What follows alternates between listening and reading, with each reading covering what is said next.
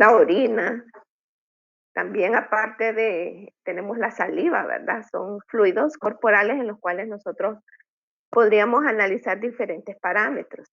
Entonces, ese líquido cefalorraquídeo, sabemos que, ¿verdad? Es un fluido que ocupa lo que son los espacios subaranoideos.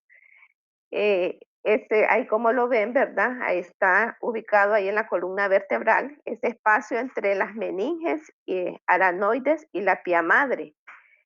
También ese 70% del líquido cefalorraquídeo se origina en los plexos coroideos por ultrafiltración pasiva del plasma y también por transporte activo, mientras que un 30% pues restante proviene del revestimiento del epéndimo y del espacio subaranoideo. Fíjense que en un adulto lo normal es que produzca entre 100 a 150 ml, mientras que en los neonatos el volumen es de 10 a 60 ml.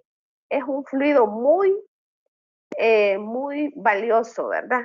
Que si es una gran responsabilidad desde el momento que esa muestra llega al laboratorio, porque nosotros tenemos que saber qué es lo que vamos a hacer, cómo la vamos a analizar. Hay, ¿cómo se llama? Protocolos ya establecidos, ¿verdad? Pero como microbiólogos debemos tener esa función. Ya se han dado casos que a veces, ¿verdad? Se reciben las muestras en un laboratorio y no se sabe en definición o no están claros con los procedimientos que se debe realizar, puesto que los fluidos, ¿verdad? Ustedes saben que se analizan en diferentes áreas. En el área de microbiología, pues ellos le realizan sus pruebas particulares, en el área de bioquímica, eh, también, ¿verdad? Se le pueden hacer estudios por hongos, etcétera. Entonces, ya integrar todos estos análisis en uno solo también es un compromiso y una responsabilidad. Ya se han dado casos, ¿verdad?, que extravían las muestras o que se les quebró el tubo o que la muestra iba mal o no la rotularon. Y como la apariencia de este líquido cefalorraquídeo es como transparente, entonces después no saben si en realidad era agua o era líquido, ¿verdad? Son cosas que he visto, por eso les menciono. Sabemos que el 80% de las proteínas del líquido cefalorraquídeo pues provienen del plasma. Esto es por difusión pasiva o también por transporte activo. La concentración total de las proteínas en el líquido cefalorraquídeo, sepan que es de 60 a 100 veces inferior a la de plasma, ¿verdad? Puesto que predominan las proteínas que son de bajo peso molecular. Cuando la concentración inferior es a 50 miligramos sobre decilitro, entonces se consideran que las proteínas pues son normales. Ya vamos a ver que esta muestra pues es un poco especial, ¿verdad? Para poderla determinar, para poderla obtener, porque quien la realizan son los médicos, ¿verdad? Los médicos, por medio de una punción lumbar, es una técnica que es invasiva y que consiste en la introducción de una aguja, ¿verdad? Que es de pequeño calibre, creo que aquí la tengo, sí, es de pequeño calibre. Eh, entonces, se le una vez que se le extrae, pues es debajo de la vértebra lumbar, específicamente la L3, ¿verdad? Hasta ese espacio subaranoideo. Entonces el volumen del líquido cefalorraquídeo necesario, ¿verdad? Va a depender en base a lo que nosotros le queramos realizar. Generalmente, ¿verdad? Se le pueden extraer hasta 20 ml en el caso de los adultos. Eh, pero fíjense de que los análisis pues van a ser, ¿verdad? Para estudios microbiológicos, para estudios citoquímicos, para estudio de hongos. Entonces casi siempre son tres frascos lo que se le necesita determinar. Como les mencionaba, ¿verdad? Es importante tener en cuenta que ¿por qué se hace este análisis de líquido cefalorraquídeo? Bueno, porque el médico necesita saber si hay un diagnóstico de accidentes cerebrovasculares, si hay enfermedades neurológicas o de origen infeccioso o inflamatorio, o también esas enfermedades degenerativas, ¿verdad? Estas enfermedades que son desmielizantes y algunas enfermedades que también son metabólicas y que son de tipo hereditaria. Vean ustedes ahí la apariencia del líquido cefalorraquídeo, porque normalmente, pues el líquido debería de ser así, como dice la literatura, como agua de roca, ¿verdad? Cristalino, transparente, incoloro. Eh, Fíjense que el orden en el cual se extraen, pues el tubo número uno, pues debería ser para pruebas químicas y serológicas, el tubo número dos para análisis microbiológicos y el tres para un recuento celular y citología. Aproximadamente el volumen que hay ahí es como de 1 ml, ¿verdad? En cada uno de estos tubos estériles. Entonces, a partir de ahí lo que se evalúa es el color, si está turbio, la presencia o no presencia de coágulos. Ustedes ahí pueden ver diferentes apariencias, ¿verdad? De este líquido cefalorraquídeo. Entonces, la determinación de algunos parámetros bioquímicos que se realizan en el laboratorio es proteínas, la glucosa, el calcio, lo que son los electrolitos, se le determina el pH y también el lactato. Sepan que el pH acá en el líquido cefalorraquídeo es de 7.28 a 7.32, a diferencia en sangre, ¿verdad? Que es de 7.35 a 7.45. Entonces, uno de los parámetros que se le determina, aparte de la glucosa, también puede determinarse en las proteínas, el lactato, pero también, ¿verdad? Como les mencionaba, casi siempre están asociados a procesos infecciosos. Por eso es que se le realiza, ¿verdad? Estudios para ver si el paciente tiene un enterovirus, una varicela zoster, o tiene un cryptococcus o un histoplasma, o también por bacterias por micobacterium, ¿verdad? Que eso es bien común y sobre todo estos tipos de análisis, fíjense que se pueden realizar, que se realizan como rutina, así como nosotros analizamos, ¿verdad? Glucosa, colesterol, triglicéridos en el Instituto Cardiopulmonar, puesto que es el estudio pues está más que todo relacionado con enfermedades de corazón y pulmonar, entonces ellos este tipo de muestras pues las analizan con bastante frecuencia, entonces casi siempre están asociados a procesos tuberculosos.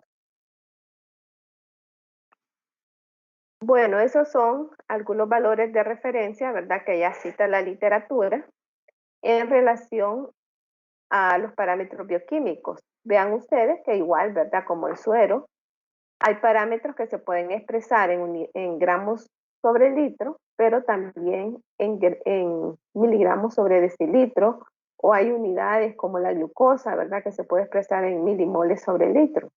Vean ustedes los valores de referencia de la glucosa de 59 a 79 miligramos sobre decilitro. Ese es las proteínas y la glucosa siempre van así como en conjunto, ¿verdad? Para poder realizar un análisis. Porque la determinación de la glucosa en el líquido cefalorraquídeo, sobre todo se hace para diferenciar lo que es una meningitis bacteriana de una meningitis vírica. La concentración de glucosa en el líquido cefalorraquídeo se sabe que es inferior, ¿verdad? Sobre todo cuando es de origen bacteriano, por la glucólisis de los leucocitos y también de los microorganismos.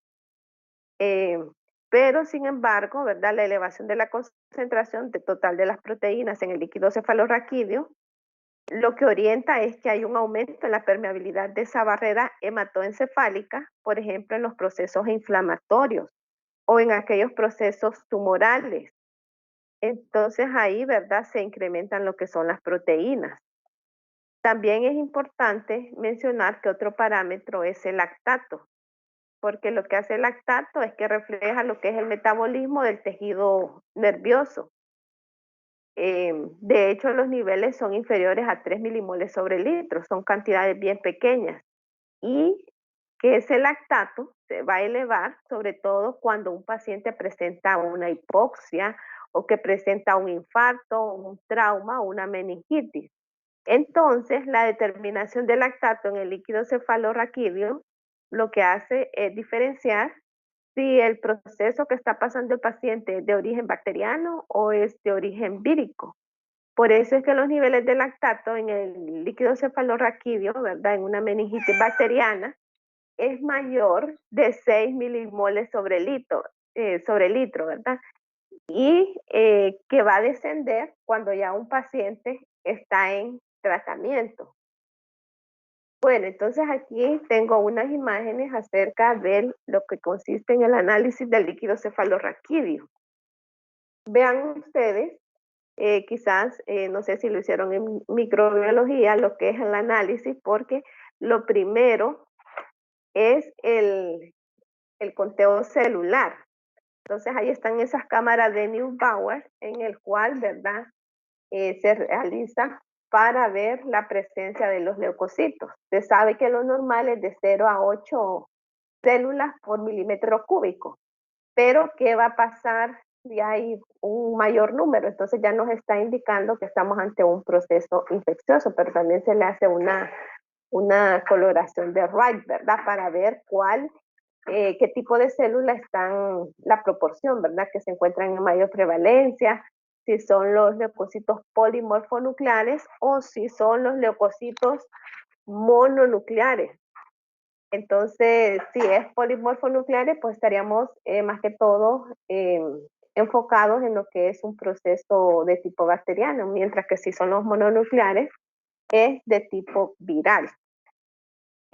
También, ¿verdad? Se le hace lo que es la serología. Ya hay kit, ¿verdad? Para ver si hay Cryptococcus, también para histoplasma. Eh, Aparte, ¿verdad? Que se le puede realizar una tinta china, ¿verdad? Para ver estas estructuras micóticas. Está la coloración de Sil-Nielsen para poder identificar, ¿verdad? Si el paciente tiene una meningitis tuberculosa. Entonces, como ven, hay una amplia variedad de estudios que se le hace al líquido cefalorraquídeo.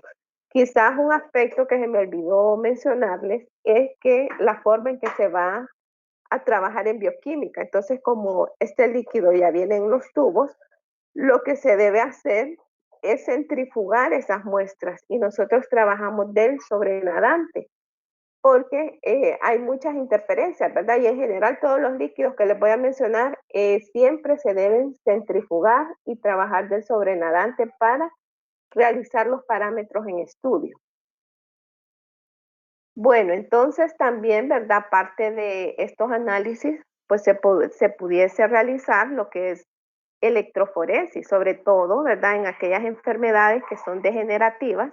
Sabemos que la electroforesis es una técnica que es empleada para separar esas moléculas, ¿verdad? En un campo eléctrico y que generalmente pues tiene que ver con esa migración de esas partículas que son cargadas bajo la influencia de una corriente eléctrica que se aplica entre dos polos, ¿verdad? Uno positivo y uno negativo y que también se utiliza, ¿verdad?, para separar proteínas, péptidos, moléculas de ADN, de ARN, de acuerdo a su carga, a su tamaño, a su densidad y también a la pureza. Sabemos que para hacer una electroforesis, ¿verdad?, necesitamos una fuente de energía para generar esa carga eléctrica.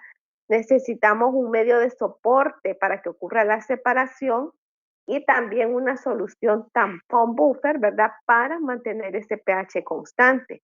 Entonces es así como se han diseñado protocolos, sobre todo para enfermedades degenerativas, como les mencionaba. Una de ellas, pues, es la esclerosis múltiple. La esclerosis múltiple, pero también tenemos, ¿verdad?, la enfermedad de Parkinson. Entonces, posteriormente eh, les voy a mencionar, vamos a ver unas imágenes relacionadas con lo que es la electroforesis. Bueno, aquí solamente para ponerles en contexto de los principales parámetros bioquímicos que se le analizan a un líquido cefalorraquídeo. Tenemos la glucosa, las proteínas, el LDH, la lactato deshidrogenasa, que ustedes ya saben que es una enzima que es inespecífica, que a su vez tiene 5 isoenzimas, ¿verdad? Entonces sabemos que cuando los valores están incrementados es porque está más que todo relacionado con lo que es una meningitis bacteriana o también porque está relacionado con una encefalitis encefalitis viral. Y si está disminuido a los niveles, pues más que todo relacionado con una meningitis viral. El lactato, como les mencionaba, pues refleja eso, el metabolismo del sistema nervioso central. Y vemos pues que se encuentra incrementado sobre todo cuando el paciente presenta una hipoxia, traumas, meningitis tuberculosas y micóticas, y que mayor de 35 miligramos sobre decilitro pues es indicativo de una meningitis bacteriana, y que cuando los valores están disminuidos de lactato, entonces la meningitis es viral. Vean ustedes que el valor de referencia es menor de 25, ¿verdad? Bueno, la glucosa igual, ¿verdad? Se determina por los métodos que ya nosotros conocemos, que pues la glucosa oxidasa peroxidasa, las proteínas, ¿verdad? Que tienen su propio método específico, que es por turbidimetría o por el método de rojo de piragolol. En esto, pues sean ustedes, eh, no vayan a confundir, ¿verdad? Que el Biuret solamente es para trabajarlo en suero. Y para los líquidos corporales es por métodos turbidimétricos y por el rojo de piragolol. Ya los otros, en lo que es el EDH, pues sí sabemos que es un método cinético, y que también el lactato, pues generalmente solamente se analiza en equipos automatizados, en aquellos parámetros, en aquellos equipos que yo les mencionaba que hacen electrolito, gases y también el lactato. Bueno, en cuanto a lo que les mencionaba de las electroforesis, pues se hacen estudios, ¿verdad? Porque definitivamente por medio de esos estudios de electroforesis podemos nosotros, ¿verdad? Aparte de que lo podemos hacer por turbidimetría, también, ¿verdad? La electroforesis es de alta sensibilidad, y las enfermedades que se pueden determinar es por la enfermedad de Parkinson, Alzheimer, esclerosis múltiple, y esa enfermedad de Creutzfeldt-Jakob. Bueno, ahí solamente para ponerles un ejemplo, ¿verdad? Que este fue un estudio que se realizaron en 109 pacientes, ¿verdad? Que todos eran pues mayores de edad, y pudieron determinar, ¿verdad? ¿Cómo se llama? Esos parámetros. Se realizó, ¿verdad? Esa electroforesis utilizando una gel de poliacrilamida. La tinción pues fue el azul brillante de Comasi, y ahí pues se pueden ver en ese patrón, ¿verdad? Los primeros 7 fracciones. Podemos determinar lo que es la prealbúmina. También podemos determinar lo que es la albúmina, la alfa 1, la alfa 2, la beta 1, la beta 2, la gamma, pero también se realizó una electroforesis en gel de poliacrilamida con una tinción de NADH. Y el propósito era pues ver lo que son esas aptoglobinas. Entonces, porque hay 3 fenotipos de aptoglobinas: la aptoglobina 1,1, la aptoglobina 2,1 y la aptoglobina 2,2. Entonces, ¿verdad? Se pudo determinar que existen esos patrones, ¿verdad? En este caso, tenemos el de suero y este que es el líquido cefalorraquídeo, y ahí están, ¿verdad? Esas bandas que son características, ¿verdad? Sobre todo en la esclerosis múltiple. Mientras que en un paciente negativo, pues vemos que están limpias, ¿verdad? Tanto en suero como en líquido cefalorraquídeo. Entonces, esos son los patrones, ¿verdad? Que lo hacen diferente, ¿verdad?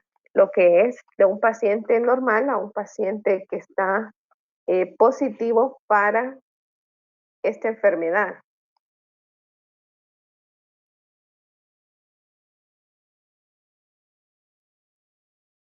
Bueno, tenemos otro líquido que en este caso es el líquido pleural. ¿Alguien sabe cómo se llama la toma del líquido pleural? Ese procedimiento que le realizan al paciente.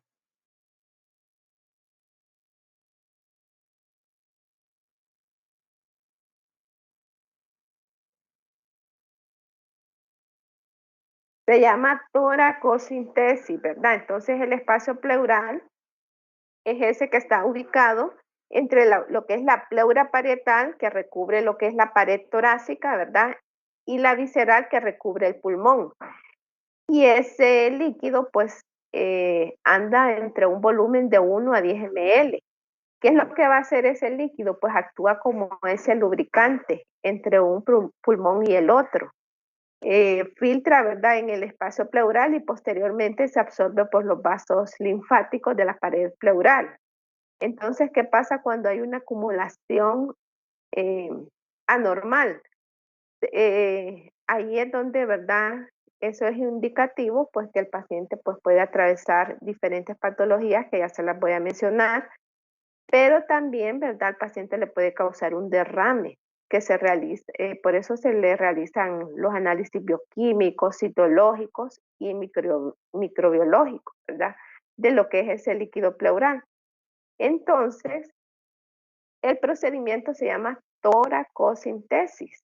Quien toma esa muestra, pues es el neumólogo, y esta muestra se toma en tubos que tienen que tener un anticoagulante, puede ser el EDTA. A veces lo toman, ¿verdad?, en jeringas, porque los volúmenes pues son mayores. Entonces luego lo pasan a lo que es el tubo. Se realiza lo que es ese análisis bioquímico, citológico, microbiológico, y las recomendaciones es que sea antes de las 4 horas eh, en que se ha realizado lo que es la extracción. También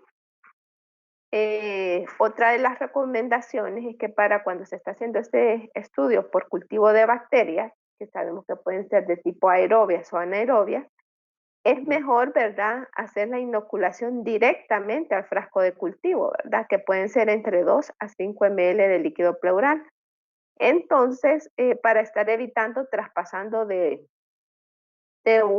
sí, de un recipiente a otro, entonces se hace directamente en lo que es el medio de cultivo. Pues miren ustedes que el aspecto de este líquido pleural em, generalmente es así, ¿verdad? Claro, transparente, pero que si desde el momento que se lo extraen al paciente es porque sospechan de algo anormal. Entonces, en ese caso, ¿verdad? Pues este líquido presenta alguna turbidez y no digamos el olor, que puede ser pútrido, ¿verdad?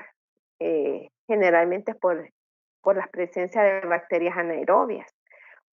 También un aspecto turbio, pues significa que hay células o que hay lípidos. De hecho, hasta lo podemos encontrar en ese aspecto lechoso.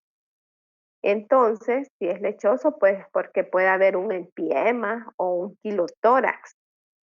Por eso es que a estos pacientes también les indican lo que es la determinación de colesterol y triglicéridos en líquido pleural. Les menciono eso para que no se vayan a extrañar, ¿verdad? Ya en mi experiencia, pues así me tocó determinarle el líquido. Yo no lo había visto porque de hecho, ¿verdad? Los insectos, ustedes saben que solamente le dije suero, plasma, no le menciona el líquido, ¿verdad? En algunos insectos, en otros sí, pero en la mayoría no. Entonces me fui a la literatura, recuerdo porque ya tenía las muestras, ya tenía el neumólogo enfrente. Entonces me fui rápidamente a la literatura y efectivamente así mencionaba, ¿verdad? Que se puede determinar por ese mismo método. Mi duda era que si podía utilizar ese método de la colesterol oxidasa eh, utilizando este tipo de muestras. Y el cuidado que hay que tener siempre, como les menciono, es que una vez que tenemos ese líquido, centrifugarlo, porque estos líquidos tienen muchos micelios en suspensión, entonces lo que queremos es tratar de trabajar como con lo más puro, ¿verdad? Entonces por eso trabajamos con la superficie del líquido para poder determinar todos los parámetros bioquímicos. Entonces, el líquido también puede ser hemático y eso es porque puede ser por una punción traumática. Eh, también también, ¿verdad? Es importante mencionarles que a estos líquidos, pues nosotros le podemos determinar lo que es el pH, que generalmente cuando anda abajo de 7.2, ¿verdad? En caso de neumonías, el pH se encuentra menor de 7.2. La glucosa pues anda menor de 60 miligramos sobre decilitro. Y también pueden haber procesos que son malignos o que ya tienen enfermedad avanzada, sobre todo con aquellos tipos de cáncer, ¿verdad? O pacientes que tienen tumores, entonces ahí sí el pH también es muy bajo, menor de 7.2, ¿verdad? Bueno, como les mencionaba, es importante de que nosotros sepamos, ¿verdad? Que el aspecto, porque debería de ser transparente o un ligeramente amarillento, pero que no presente turbidez, eso debería ser lo normal. Entonces, les mencionaba que si se determina si es kilotórax cuando los triglicéridos son mayor a 110 miligramos sobre decilitro, porque vemos que es de aspecto lechoso. Ustedes recuerdan que ahí están las lipoproteínas, sobre todo los kilomicrones, que son los que le dan esa turbidez a los líquidos corporales. Pero si es un kiloso, entonces los triglicéridos, ¿verdad? Son menor a 110 y el colesterol es mayor a 60 miligramos sobre decilitro, porque eso va a ser determinante, ¿verdad? En conjunto para que el médico sepa hacia dónde va a ir dirigido lo que es el diagnóstico o el tratamiento. Vean ustedes de que también si el aspecto es hemorrágico, como es ese caso, en esa muestra que se ve ahí, que es más propio o más característico de un paciente que tiene un cáncer, un trauma o también un embolismo pulmonar o una neumonía.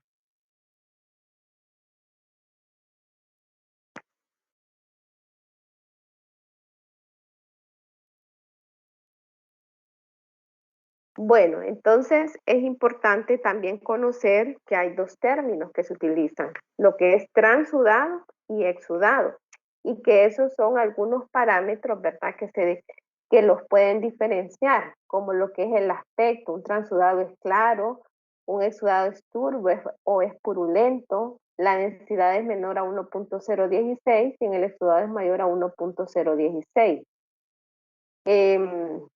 La coagulación es espontánea en un exudado, asimismo como el fibrinógeno, mientras que en un transudado no. Las muestras, pues como les mencionaba, generalmente se utilizan, ¿verdad? Jeringas que son de alto calibre. eh, Andan ahí como por 10 ml, ¿verdad? Así es el calibre, ¿verdad? Por pequeñas, ¿verdad? Hay otras que son un poco más grandes y esas son las muestras que llegan al laboratorio. Entonces, siempre tener el cuidado que deben ser procesadas por lo menos en las 4 horas eh, posteriores a la toma de la muestra. Vean ustedes ahí las proteínas totales, es menor a 0.5 en el transudado, mientras que en el exudado es mayor a 0.5. Tenemos que la LDH es menor a 200 unidades sobre litro y en un exudado es mayor de 200 unidades sobre litro. Al igual que la glucosa, ¿verdad? La albúmina, los glóbulos rojos y los leucocitos.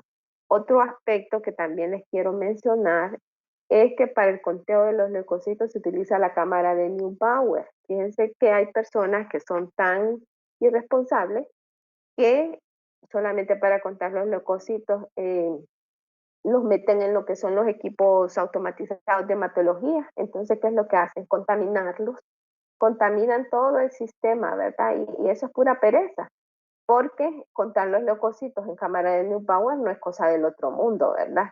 Y no digamos en un líquido que no se van a estar en cantidades así eh, tan alteradas como lo vemos en sangre. Entonces, ¿verdad? Eso solamente para que ustedes lo tomen en cuenta, porque ya de eso también me ha tocado ver, que le meten líquidos, hasta orina le meten solamente para cuantificar los leucocitos. Entonces, cada parámetro, cada equipo tiene su propia funcionalidad y su tipo de muestra, ¿verdad? Entonces, les menciono eso porque sí, Sí se dan unas situaciones que uno a veces, ¿verdad? Se molesta porque la irresponsabilidad, tan caros que son los equipos y hacer ese tipo de acciones. Bueno, entonces vean que para el líquido pleural hay una enzima que se llama adenosina deaminasa o también conocida como ADA. Esta enzima, ¿verdad? Es importante para diferenciar los linfocitos. Su análisis, ¿verdad? Es importante sobre todo cuando queremos saber si es de origen tuberculoso del derrame. Es porque hay una isoenzima, que es la isoenzima 2, y que es producida eh, por los leucocitos que son activados. Entonces, se encuentra en niveles elevados en esos derrames que son de origen tuberculoso, en pleuritis reumatoides, en neoplasias o en linfomas. Entonces, como les menciono, la ADA o esta enzima, ¿verdad? Los valores mayores a 250 unidades sobre el litro, pues es porque la causa es un epiema o también porque es un linfoma. Este parámetro, así como la glucosa y eso que les mencionaba, todos los parámetros, pues este es como de rutina ahí en el Instituto Cardiopulmonar. Se puede identificar por métodos turbidimétricos, ¿verdad? Lastimosamente, pues no siempre cuentan con lo que son este tipo de reactivos, pero conociendo la demanda, ¿verdad? Deberían de estar abastecidos los hospitales por lo menos este hospital de este tipo de reactivos, puesto que los servicios que prestan son bien específicos. Bueno, sí, me mencionaban unos estudiantes que están ahí haciendo su internado, que no tienen troponina, imagínense, es cardiopulmonar, es un parámetro tan de rutina, ¿verdad? Entonces vemos las falencias en el sistema de salud. Estos son los parámetros que se le determinan así como ya establecidos a lo que es un líquido pleural. Vemos que la glucosa menor de 40 miligramos sobre decilitro es característico en patologías como tuberculosis, neoplasia, artritis reumatoide o un derrame paraneumónico. También hay valores menores de 40, ¿verdad? Que es un derrame paraneumónico, pero acompañado de neoplasia. Es importante mencionar que también podemos tomar la muestra, ¿verdad? Y colocarla en un fluoruro, en un tubo que tenga fluoruro de sodio, ¿verdad? Para inhibir la glicólisis si es que no se va a procesar rápidamente. Entonces, a estos líquidos también se le hace lo que son las proteínas totales. Se hace la diferencia entre lo que es un exudado y un transudado, que si es un exudado para el líquido pleural, pues los valores andan mayor a 35 gramos sobre el litro, que si lo trabajamos en gramos sobre decilitro serían mayor a 3.5, ¿verdad? Y en un transudado, menor a 25 gramos sobre litro, que si lo trabajamos en gramos sobre decilitro sería menor a 2.5. Se le realiza también lo que es la LDH, se le determina lo que es el pH, se le realiza lo que es la adenosina deaminasa y también lo que es la amilasa, ¿verdad? Sobre todo que si hay niveles elevados, pues está asociado con lo que es la pancreatitis. Sí, y ustedes ven, ¿verdad? Que a este líquido, como les mencionaba, se le determina colesterol y triglicéridos. Y todo lo que es alterado, si los triglicéridos están muy altos, pues hay una correlación clínica al determinarle lo que es la amilasa.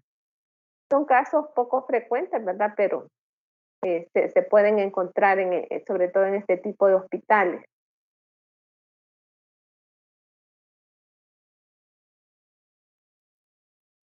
Bueno, vean ustedes ahí, esos son aspectos del líquido pleural y ya como les mencionaba, vean ustedes la apariencia, ¿verdad? Que los triglicéridos tienen que andar mayor a 110 miligramos sobre decilitro y el colesterol menor a 200. Entonces, eso sería un diagnóstico de quilotórax.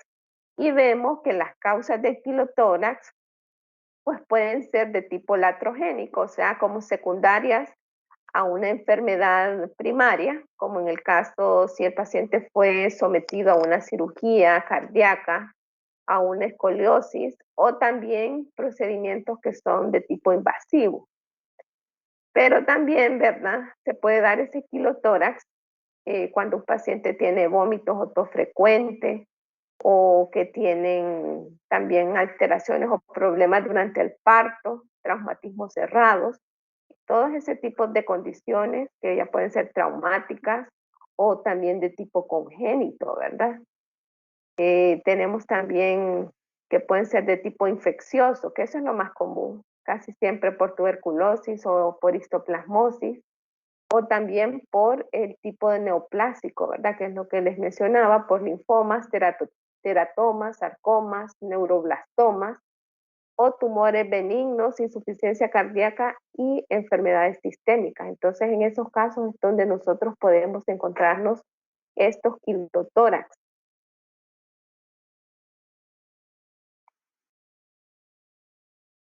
Bueno, existe otro líquido, que este es el líquido peritoneal o el líquido acítico, que quizás ustedes, ¿verdad? No, no sé si han tenido la experiencia de verlo en su clase de microbiología, cómo es la apariencia, ¿verdad? De este líquido, pero es un fluido, ¿verdad? Que actúa como lubricante, que está ahí en la cavidad abdominal. Se encuentra en pequeñas cantidades, casi siempre como de 5 a 20 ml, ¿verdad? Esos son los volúmenes. Entre lo que son las dos capas del peritoneo y que recubren esa pared abdominal. Entonces, como dijimos, ¿verdad? Actúa como lubricante, reduciendo esa fricción del movimiento de los órganos durante la digestión. Entonces, vean cómo somos, cómo fuimos diseñados tan perfectamente, ¿verdad? Que cada uno de estos líquidos, vean ustedes que actúan como lubricantes. Tenemos el pleural, que lo que hacía que también servía como de lubricante entre los dos pulmones. Entonces, este líquido peritoneal, pues también tiene su función, ¿verdad? Porque hace esa fricción al momento de la digestión, ¿verdad? En el caso que actúa a nivel de los órganos. Entonces, se puede inflamar por diferentes causas, ¿verdad? Por eso se le llama una peritonitis, cuando el paciente está inflamado y así agrandado su abdomen.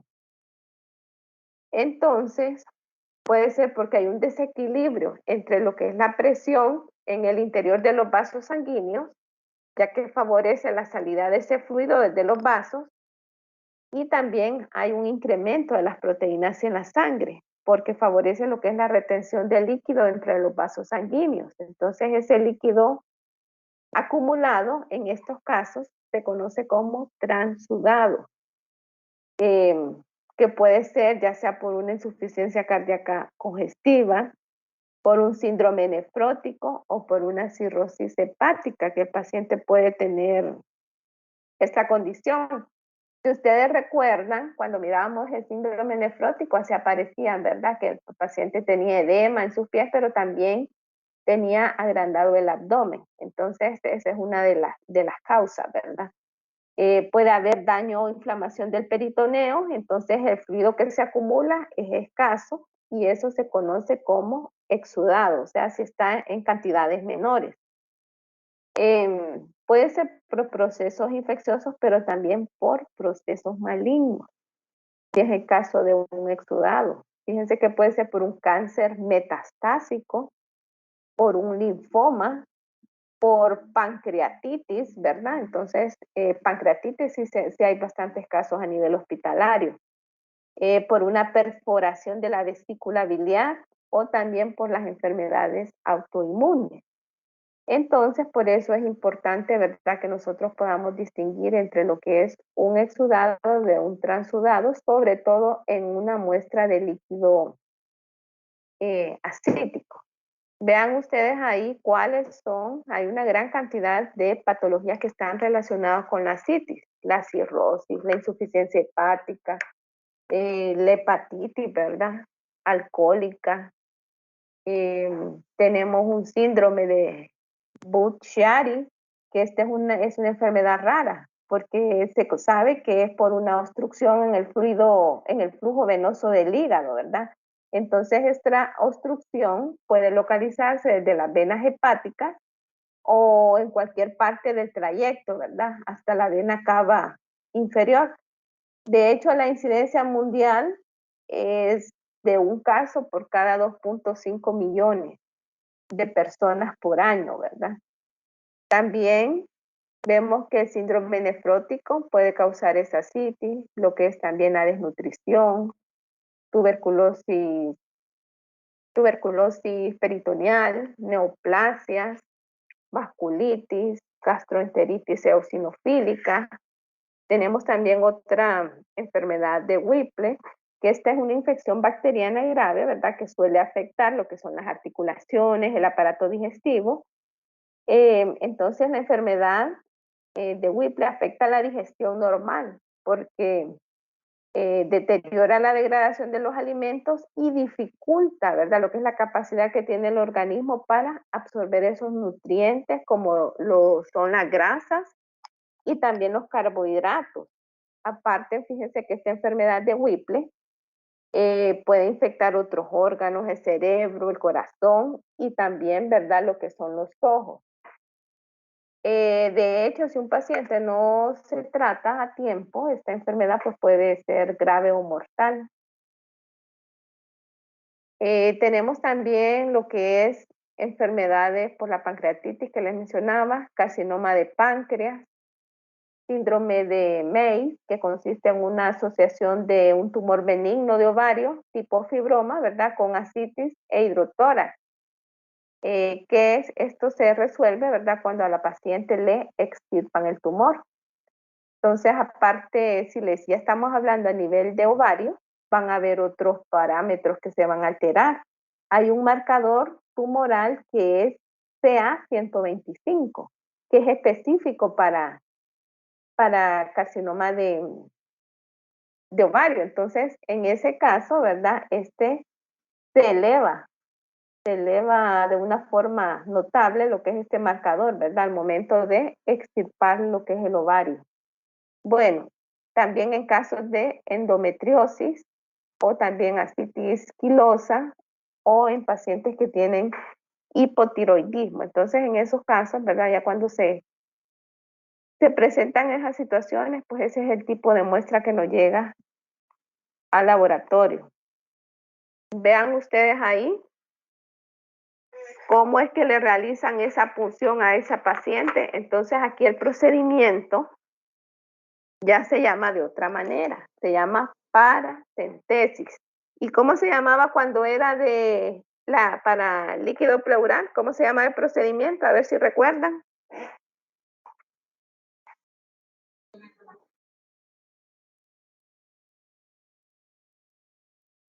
Muy bien, toracocentesis. Entonces aquí tenemos, ¿verdad? Lo que es ese líquido peritoneal. Vean ustedes, las agujas, pues son estas de 10 ml, ¿verdad? Los volúmenes son mayor, el calibre, ¿verdad? Entonces igual se le realiza el recuento celular, el estudio bioquímico y el estudio microbiológico. Ahí vemos que el color, en el caso si es un exudado, esa es la apariencia turbia, eso es como lo más común, ¿verdad? A veces puede estar purulento, entonces asociado a lo que son las infecciones bacterianas y también fúngicas.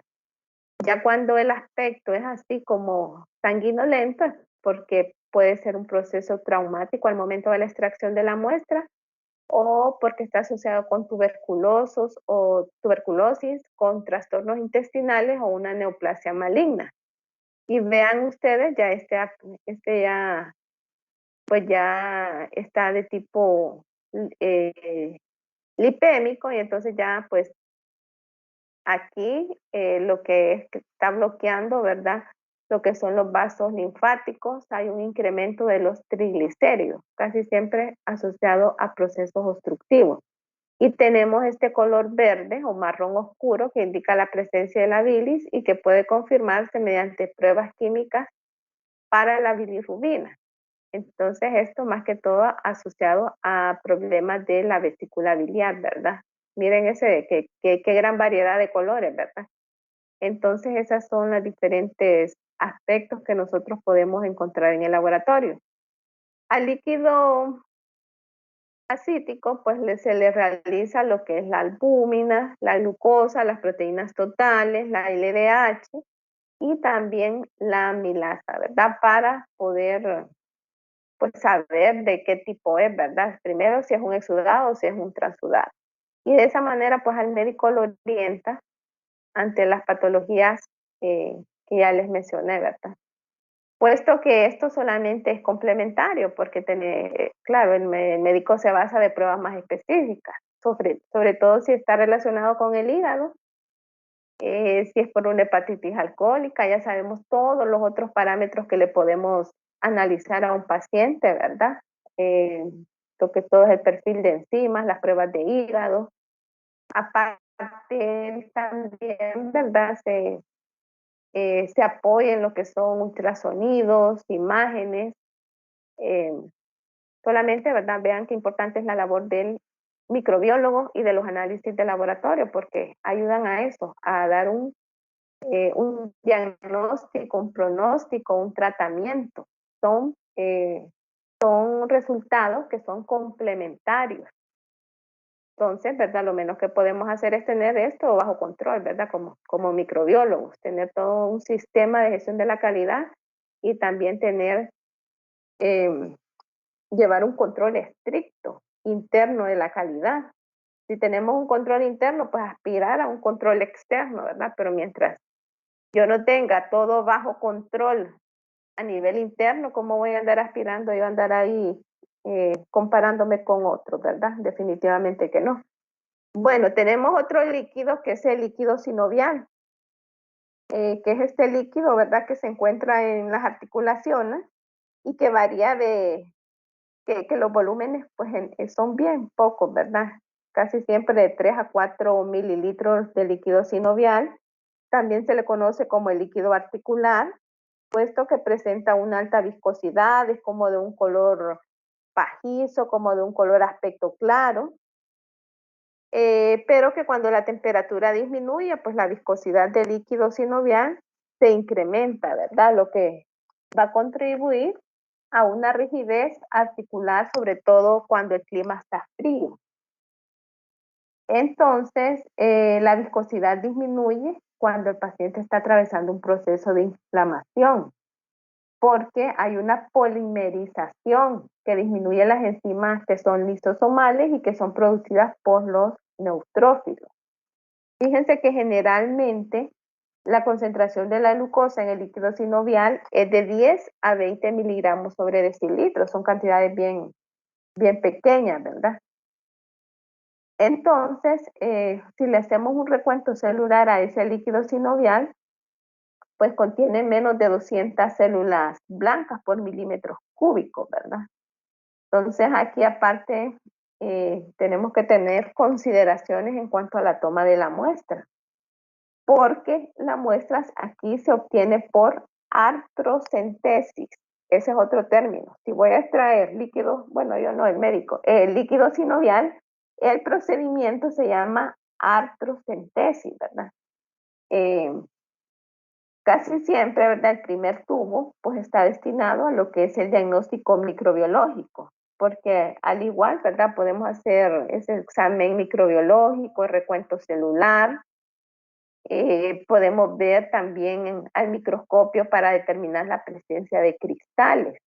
Estamos hablando de este líquido sinovial, ustedes recuerdan una patología que estaba relacionada, ¿verdad? Que es la enfermedad de gota. Entonces por ahí nos vamos ubicando. Por eso es que dentro del análisis bioquímico a estos pacientes pues les realizan lo que es la glucosa, las proteínas totales, el lactato, LDH, pero vean ustedes que el ácido úrico es característico para este líquido sinovial, ¿verdad? Vean ustedes que hay muestras que pueden presentar una turbidez.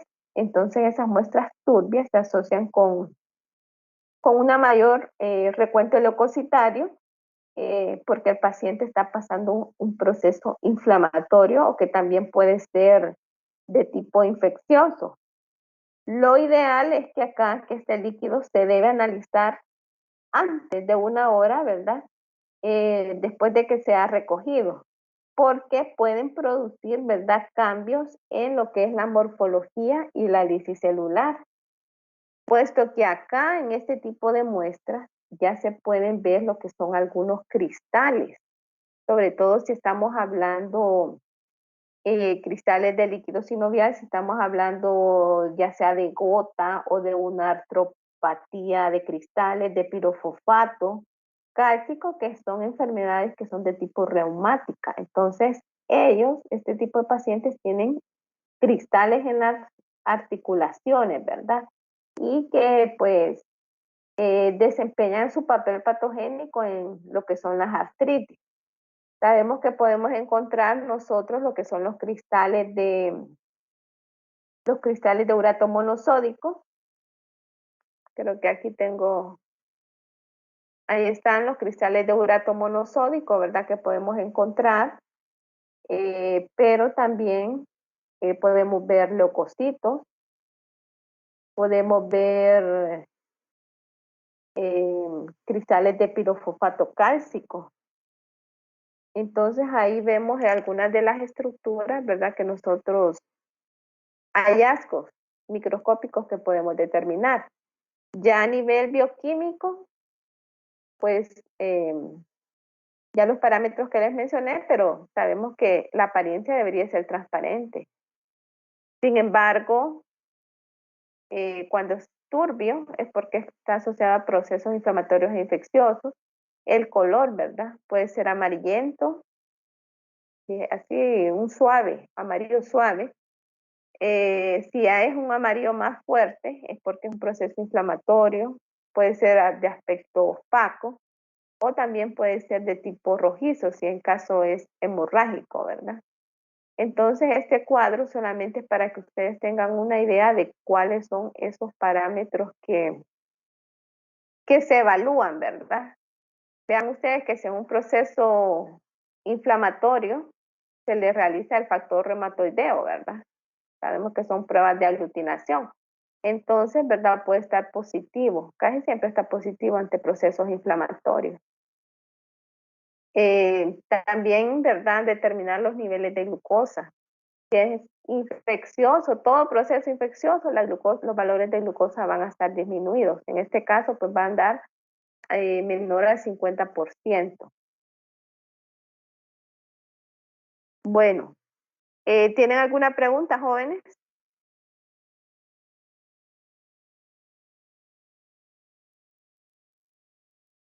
Hemos llegado al final, ¿verdad? De lo que son los líquidos corporales. Vi que ya varios de ustedes han realizado lo que es la tarea de la norma 15189. Espero, ¿verdad? Que hayan captado la idea principal, hayan visto cuáles son los requisitos de gestión, los requisitos técnicos.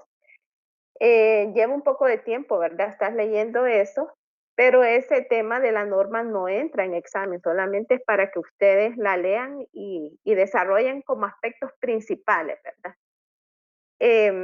Tienen una guía de estudio que es de sistema de gestión de la calidad, que era en base al curso de laboratorios clínicos, ¿verdad? De la OPS. Ahí hay unas preguntas, ¿verdad?, acerca del sistema de gestión. Entonces, el viernes, esa guía no la van a subir, solamente es para que ustedes estudien. O sea que para efectos de evaluación, las preguntas van a venir específicamente de esa guía. El viernes espero interactuar con ustedes, ¿verdad? De forma de que ya hayan contestado esa guía, y voy a interactuar y les voy a poner, ¿verdad?, situaciones reales, cómo se aplican esos aspectos, ¿verdad?, en base a la experiencia acerca de esos aspectos que menciona el curso de gestión de la calidad de OPS, y que es bien importante que nosotros lo manejemos, porque, ¿cómo decirle? Esa es nuestra guía, esa es la dirección como futuros microbiólogos en la cual nosotros debemos estar enfocados en base a esos elementos, que siempre hay una relación con lo que es la norma. ¿Tienen alguna consulta?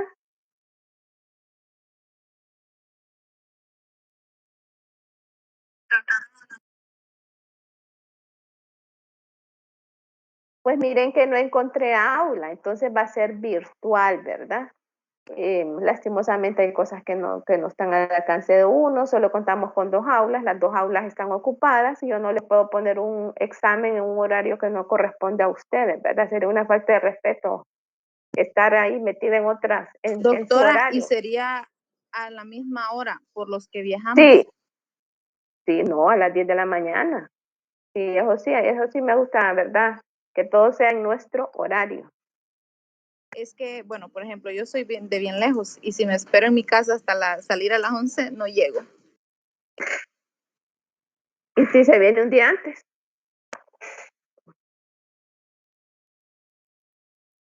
o con Bueno, usted, o se viene un día antes o se lo pongo el martes presencial, ¿verdad? No, no habría problema.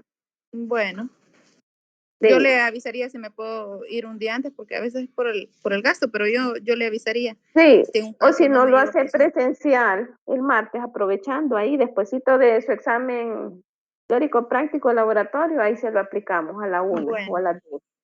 Sí. bueno,